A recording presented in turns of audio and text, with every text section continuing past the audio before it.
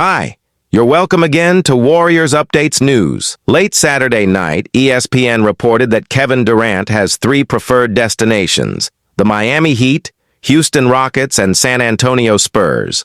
The timing of that reporting was, to say the least, a tad conspicuous. Durant has effectively been on the trade market since February. Even though he ultimately remained with the Phoenix Suns at the trade deadline, the writing has been on the wall since they tried to move him to the Golden State Warriors without his consent.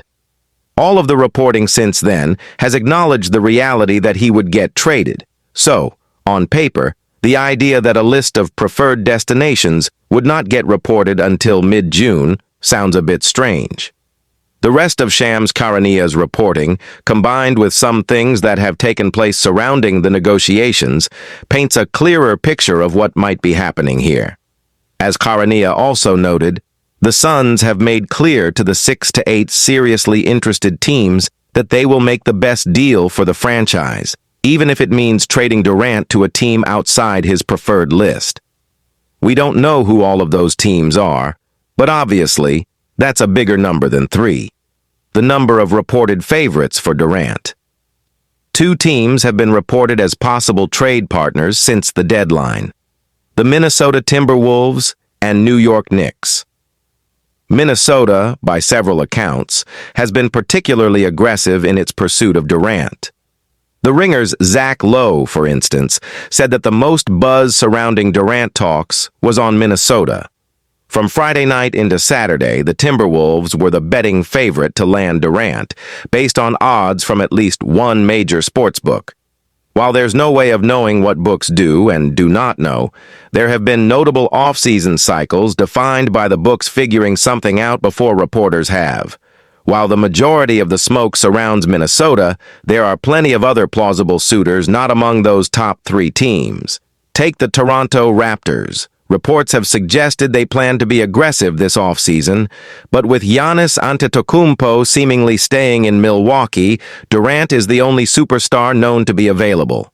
The Raptors were one of the teams that reportedly explored a Durant trade in 2022, and Masai Ujiri has experience trading for a star who doesn't want to play in Toronto, as he did so with Kawhi Leonard in 2018 and won a championship. So what does this have to do with the reveal of Durant's preferred destinations? Well, with negotiations heating up and a deal expected soon, Durant may be attempting to deter undesirable suitors by suggesting that he may not be enthused about playing for them. This is a commonly used tactic in star trade negotiations, and we know it's one Durant has employed in the past because it just happened at the deadline with the Warriors. Here's where things get more complicated.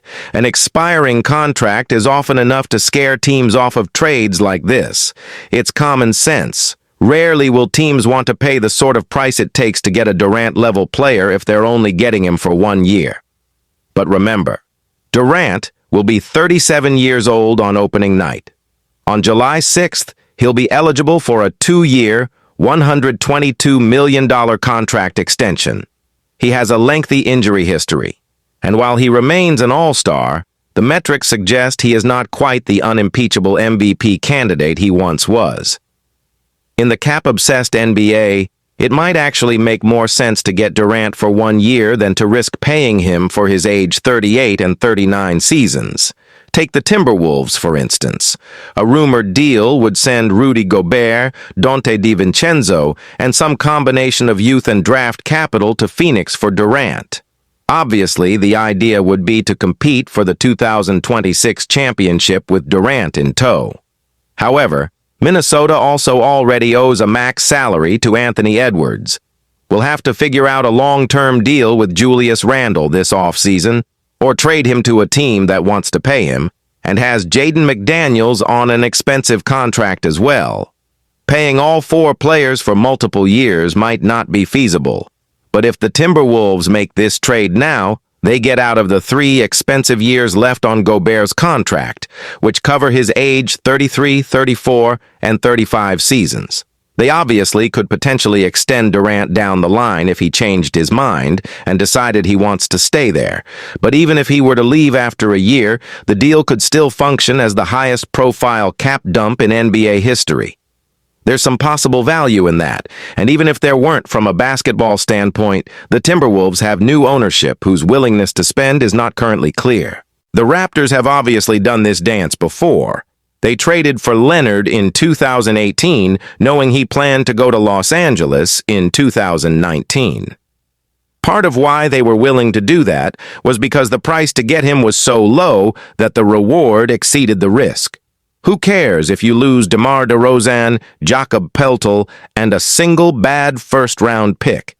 Considering the expected return for Durant at this stage of his career, it's possible other teams are thinking as the Raptors once did. If the price is minimal, the reward exceeds the risk. If Durant was still worth Mikal Bridges, Cam Johnson, and 5 first-round picks, no team would take such a chance.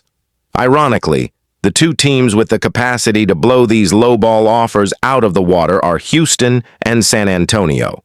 They are two of the asset-richest teams in basketball, and either could outbid the Minnesotas and Torontos of the world without lifting a finger. Of course, that could work against Durant just as easily. The Spurs and Rockets can afford to be picky. They can wait for a younger star to become available or simply hold on to their youth and picks and build organically.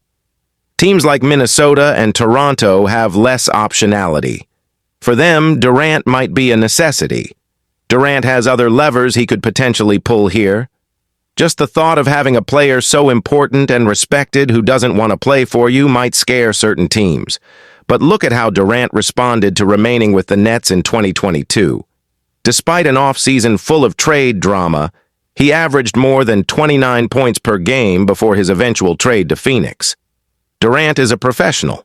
It's hard to imagine him blowing up a season as other disillusioned stars have. The Durant talks appear to be ongoing. He's seemingly made it clear where he wants to be. But unlike other moving stars, it's far less clear if he will be able to get there. His expiring contract is not as detrimental than it might seem, and to some teams, it might have even be viewed as an asset. If the Spurs, Rockets, or Heat want to get Durant, they can't just expect him to fall into their laps. The Suns are going to make the best trade for themselves. They have no reason to accommodate Durant's preferences, so if the market dictates a move somewhere else, there's a good chance that's where he winds up.